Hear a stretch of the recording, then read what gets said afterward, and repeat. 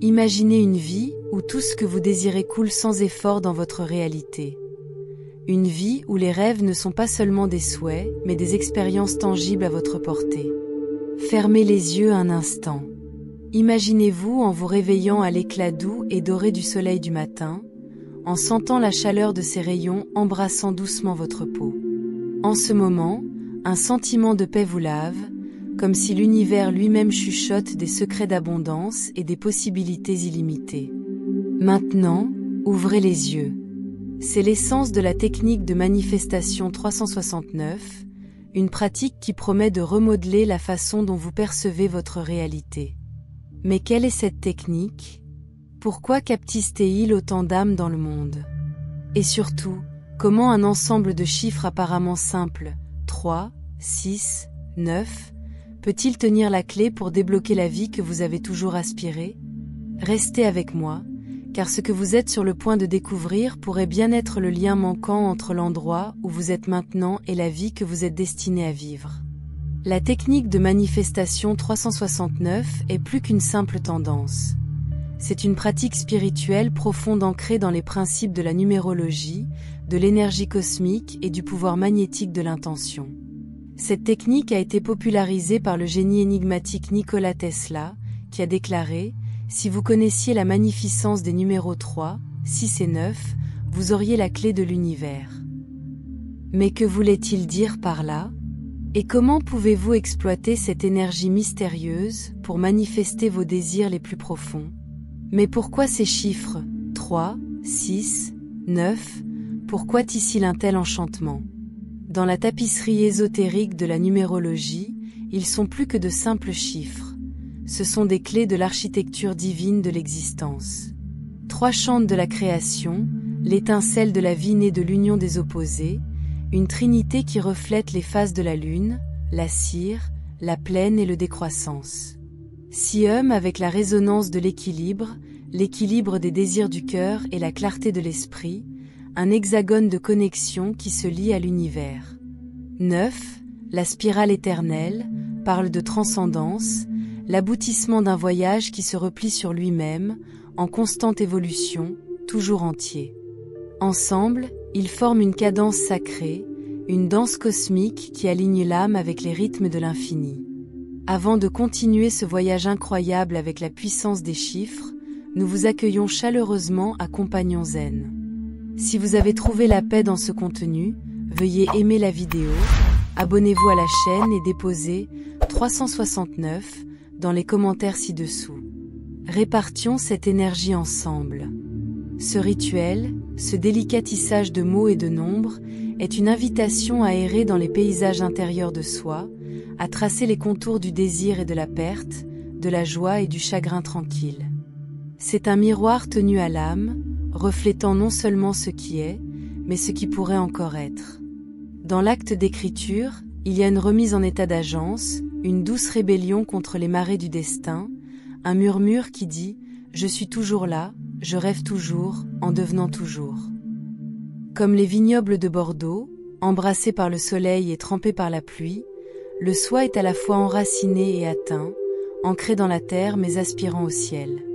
Chaque intention, écrite dans la solitude du matin, la chaleur de l'après-midi, l'immobilité de la nuit, est une graine plantée dans le sol fertile de l'existence, attendant de fleurir dans une vie à la fois éphémère et éternelle, un paradoxe aussi beau que les femmes qui osent le rêver. Dans la cathédrale ombragée de la numérologie, où les nombres fredonnent avec la résonance des vérités anciennes, il se trouve une trinité de chiffres sacrés, chacun une étoile dans la constellation des désirs tacites de l'âme. Troisièmement, le premier murmure de la création danse comme une flamme allumée dans les chambres silencieuses du cœur, sa lumière l'étincelle de l'expression de soi, la naissance audacieuse d'idées qui flottent comme des papillons vers la lune. C'est la tresse divine de l'esprit, du corps et de l'esprit, tissée dans une tapisserie de devenir, où chaque pensée est un coup de pinceau, chaque respiration une toile et chaque rythme cardiaque un chef-d'œuvre encore à dévoiler. Inscrire une intention 3 fois dans le berceau tendre du matin, c'est invoquer cette force primitive, se tenir au seuil d'existence et déclarer, avec un courage tremblant, le droit de créer, de parler, d'être. Alors que la journée déploie ses fils d'or, tissant l'après-midi dans une tapisserie de chaleur et d'ombre, le numéro 6 émerge, doux comme un soupir, mais fermement comme les racines d'un ancien olive-arbre. Si est le chant de l'harmonie, l'équilibre délicat des opposés se réconciliait, où les désirs sauvages du cœur et la clarté sobre de l'esprit s'entrelaient, comme des amoureux dans une étreinte intemporelle. C'est le pouls stimulant de l'amour inconditionnel, la force silencieuse qui répare les bords effilochés de soi, couchant des fragments de joie et de chagrin dans un tout qui est plus grand que ses parties. Écrire une intention 6 fois, c'est courtiser cet équilibre, tracer les contours de la paix intérieure avec la patience d'un tisserand à son métier à tisser, chaque mot un fil qui lie l'âme à l'infini, une douce rébellion contre le chaos d'un monde qui exige trop et offre trop peu. Lorsque la nuit tombe, drapant la terre dans son velours silencieux, le nombre 9 monte comme un croissant de lune, lumineux avec la promesse d'illumination. 9 est la fin de la spirale, l'achèvement d'un cycle qui se replie en lui-même, seulement pour recommencer, un paradoxe de fermeture et de renouvellement éternel. C'est l'éveil de l'esprit, le moment où l'âme, fatiguée de ses errances, envisage de l'immensité de sa propre divinité. Graver une intention 9 fois sous les étoiles vigilantes, c'est se rendre à ce rythme sacré, abandonner le poids d'hier et embrasser la possibilité en apesanteur de demain. Chaque coup du stylo est une prière, un défi du fini, un vœu chuchoté de transcender l'ordinaire et de toucher le sublime. Ensemble, ces nombres 3, 6, 9 forment une symphonie cosmique, une trinité de forces universelles qui pulsent comme les marées, alignant l'esprit humain fragile avec le courant illimité de l'abondance. Ce ne sont pas de simples chiffres mais des archétypes, éternels et vivants, portant chacun le poids des millénaires, chacun un miroir reflétant les vérités les plus profondes de l'âme. 3. L'étincelle de la création, enflamme le courage de rêver. 6. L'étreinte de l'harmonie, apaise les blessures du doute. 9. Le phare des lumières, guide le voyageur fatigué à la maison. Dans leur union, il existe une formule, non pas de mathématiques de froid, mais de potentiel de vie chaleureux et vivant, une carte à l'infini qui se cache dans le fini, attendant d'être découvert par les mains qui osent écrire, se sentir, de devenir. Cette arithmétique sacrée, cette danse de nombres et d'intentions, est une invitation à errer dans les paysages intérieurs de l'existence, à s'attarder dans les espaces où la joie et la mélancolie s'entrelacent comme des vignes dans un jardin oublié. C'est un appel à faire une pause, à respirer, à écouter les chuchotements du moi qui ont été noyés par la clameur des années. Comme les chants de lavande de la Provence, se balançant dans la brise, l'âme est à la fois enracinée et agitée, attachée à la terre tout en atteignant les cieux. Chaque intention, inscrite dans la douce lumière de l'aube, la lueur dorée de midi, l'obscurité calme de la nuit, est une graine semée dans le sol fertile d'être, un geste de foi dans l'invisible, un témoignage de la puissance durable d'une vie vivée avec un but, avec passion, avec la audace de rêver au-delà de l'horizon. Sous l'arithmétique sacrée des nombres, où la cadence de 3, 6 et 9 tisse une tapisserie de rythmes cosmiques, il implique une force plus profonde et plus insaisissable, la véritable alchimie de la technique 369, le pouvoir lumineux de l'intention. Ce n'est pas le simple fait d'inscrire des désirs sur le parchemin fragile du matin, de midi ou de la nuit qui remue l'univers pour écouter. C'est le souffle de l'âme versé dans chaque mot, la ferveur tremblante d'un cœur qui ose revendiquer ce qu'elle ne peut pas encore voir. Écrire mécaniquement, avec une précision froide, est de disperser des graines sur une pierre stérile. Mais pour infuser chaque syllabe avec la chaleur de l'émotion, le feu de la conviction et la foi inébranlable que ce qui est recherché scintille déjà dans les plis du destin. C'est de planter ces graines dans le limon fertile de l'existence, où ils peuvent prendre racine et fleurir dans des réalités mais inimaginées. L'intention n'est pas un caprice éphémère, aucun souhait inactif jeté dans le vent comme des peluches de pissenlit. C'est le rugissement tranquille de soi, le bourdonnement résonnant d'un esprit aligné avec sa propre essence divine. Chaque mot écrit dans l'étreinte de l'aube douce doit pulser avec la douleur du désir. Chaque phrase tracée dans la brume dorée de l'après-midi doit scintiller avec la clarté du but, et chaque ligne gravée sous le velours étoilé de la nuit doit chanter avec la certitude de devenir. Le sentir, c'est bercer le rêve dans la paume du cœur, laisser son poids et sa chaleur s'infiltrer dans les os jusqu'à ce qu'ils ne soient plus séparés, mais une partie du tissu même de l'être. Le visualiser, c'est peindre l'invisible avec les couleurs de l'âme, marcher dans les jardins de la possibilité où chaque fleur fleurit en forme d'espoir. Le respirer en exhibant, c'est expirer le banal et inhaler l'éternel, combler le gouffre entre l'éphémère et l'infini avec le fil délicat de la croyance. Les anciens sages, ces voyants tranquilles qui regardaient dans le miroir du cosmos, connaissaient cette vérité. L'univers ne se plie pas à la clameur des désirs, et il ne tient pas sur les chuchotements timides de manque. Il répond plutôt à la vibration de l'être, à la symphonie silencieuse de qui vous êtes au moment où vous osez rêver. Comme la brume qui s'accroche au vignoble de la Loire, l'intention est à la fois intangible et indéniable, une présence qui façonne l'air sans être vue. C'est le courage de se tenir dans l'immensité de votre propre existence, de revendiquer non seulement ce que vous cherchez, mais aussi le moi que vous devez devenir pour le tenir. Écrire avec intention, c'est tisser un sort, lancer un filet de stardust à travers les cieux, attraper des fragments du divin qui s'attardent juste au-delà du voile de l'ordinaire. Cet acte d'intention, cette danse sacrée de la parole et de la volonté, est une invitation à errer dans le labyrinthe de soi, à retracer les chemins sinueux du désir et du doute, du triomphe et du chagrin tranquille. C'est un miroir tenu à l'âme, reflétant non seulement le visage d'aujourd'hui, mais l'ombre de demain, l'écho de ce qui pourrait encore être. Comme la scène au crépuscule, ses eaux attrapant les derniers scintillés de lumière, le cœur est à la fois immobile et en constante évolution, ancré dans le moment encore porté par le courant du temps. Chaque intention, écrite avec la ferveur de l'aube, l'équilibre du jour, la reddition de la nuit, est un galet jeté dans la rivière de l'existence, ses ondulations se propageant vers l'extérieur, touchant les côtes invisibles, façonnant une vie qui est à la fois éphémère et éternelle, un paradoxe aussi radieux que l'esprit qui désira de le rêver. Imaginez une femme nommée Élise. Pendant des années, elle se sentait piégée dans une vie monotone, prise entre les responsabilités du travail et les aspirations tacites de son âme. Un jour, elle trébuche sur la technique de manifestation 369 et décide de l'essayer. Chaque matin, elle écrit « Je suis libre, je suis abondant, je suis entier ». 3 fois. À midi, elle le répète 6 fois, ces mots portant plus de poids, plus de conviction. Et la nuit, avant de dormir dans le sommeil, elle l'écrit 9 fois, chaque lettre un coup de pinceau sur la toile de sa réalité. Au fur et à mesure que les jours se dérivent en semaines, chacun se repliant dans le suivant comme les pétales se fermant au crépuscule, et les semaines se tissent dans la tapisserie en soie de mois, une alchimie subtile commence à remuer dans les coins calmes de son existence.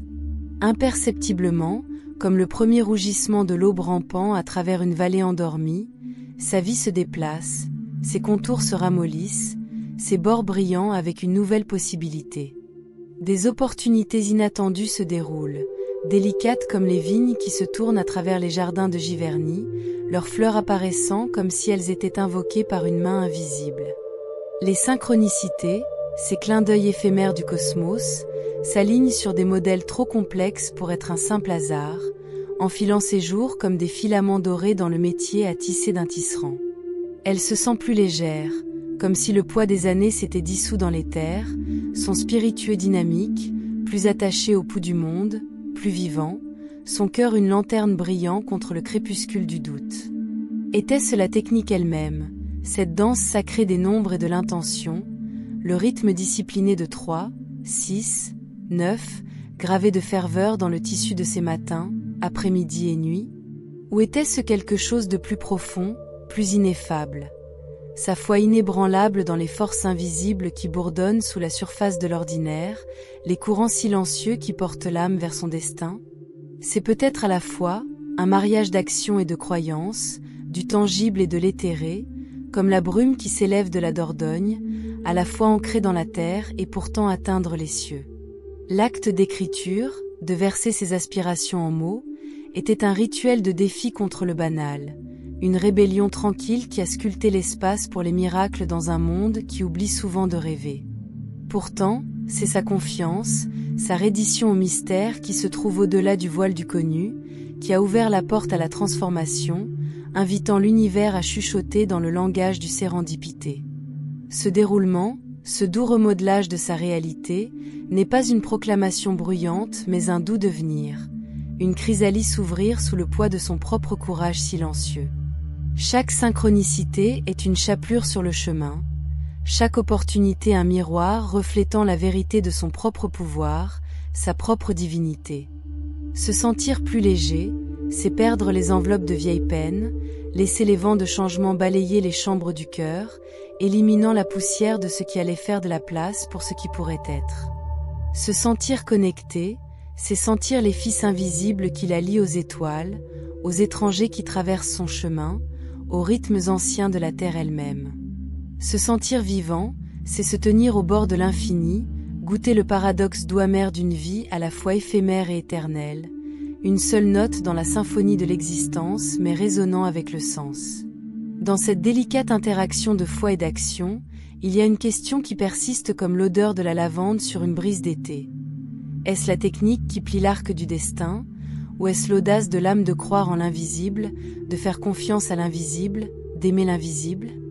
Comme les marées qui sculptent les falaises de l'Étretat, la réponse est à la fois et non plus, une danse de causes et d'effets qui défie le besoin de certitude. Sa vie, désormais scintillante avec possibilité, est une toile peinte avec les couleurs de son propre courage, son propre désir, sa propre volonté d'entrer dans l'inconnu. Chaque jour, chaque intention, chaque moment de reddition est un coup de pinceau, un témoignage de la puissance d'un esprit qui ose rêver, tisser, devenir, dans un monde à la fois fragile et infini, un paradoxe aussi radieux que la femme qui ose la vivre. Dans l'adhérence tendre de la simplicité se trouve la profonde élégance de la technique de manifestation 369, une pratique si déhorsée qu'elle brille comme une seule perle contre le vaste velours de l'existence, ne nécessitant ni les attaquants ornés de rituels complexes, ni l'attrait fugace d'outils coûteux.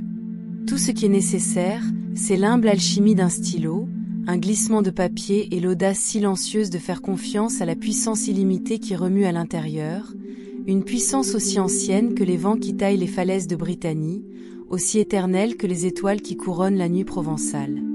Avec ses instruments modestes, l'âme devient un scribe, gravant ses aspirations les plus profondes sur le parchemin délicat de la possibilité. Chacun frappe un murmure de création, chaque mot un pas vers l'infini.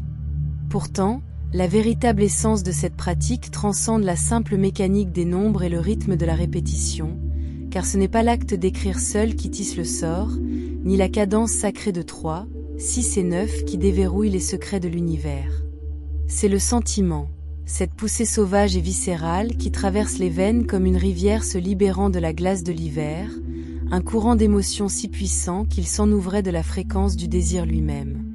Écrire, c'est invoquer cette intensité, le bercer dans le calice fragile du cœur, le laisser se répandre dans les mots jusqu'à ce qu'il pulse avec la vie, chacun une balise appelant la réalité qui persiste juste au-delà du voile du présent. Il s'agit de se lancer hardiment dans la vibration de ce qui est aspiré, de s'aligner le soi avec son écho chatoyant, de le tisser dans le tissu même d'être, jusqu'à ce que la frontière entre le rêve et la vérité se dissout comme la brume sous le soleil du matin. Cet acte de manifestation est à la fois une reddition et une réclamation, un paradoxe qui danse sur le bord des connus et de l'inconnu, comme les marées qui embrassent les rives de la Normandie, se retirant pour revenir avec une plus grande force. S'engager dans cette pratique, c'est se tenir au carrefour du banal et du divin, exercer le stylo à la fois comme une baguette et un miroir, reflétant non seulement ce qui pourrait être. C'est pour ressentir le poids du désir et la légèreté de l'espoir, d'embrasser la nature éphémère de chaque instant tout en l'ancrant à l'éternel. Comme les vignobles qui s'étendent à travers les collines de Bordeaux, l'âme dans cette pratique est à la fois enracinée et atteinte, attachée à la terre tout en aspirant au ciel, ses désirs mûrissent sous la chaleur de sa propre croyance. Dans la simplicité de cette technique se trouve sa profondeur, car elle demande non pas la grandeur mais pour la présence, non pour la perfection mais pour la passion.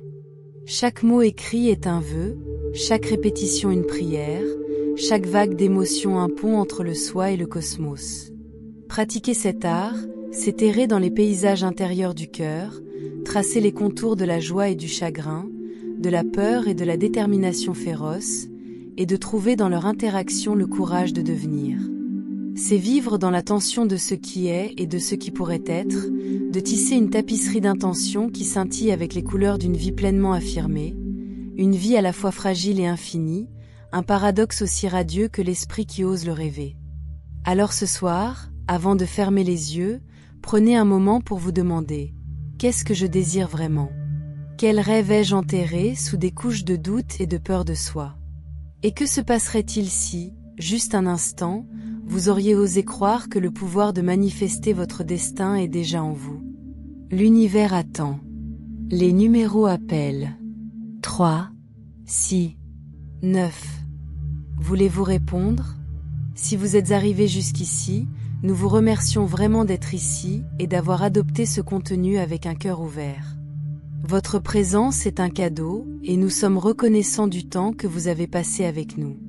Si cette vidéo vous a apporté la paix ou l'inspiration, veuillez prendre un moment pour aimer, vous abonner et partager ce message avec ceux qui vous entourent. Nous vous invitons à écrire 369 dans les commentaires ci-dessous comme symbole de la puissance incroyable des nombres et à partager cette sagesse avec vos proches afin qu'ensemble nous puissions attirer l'abondance et l'énergie que ces chiffres portent. Merci encore et que vous continuez à ressentir le flux de paix dans votre vie.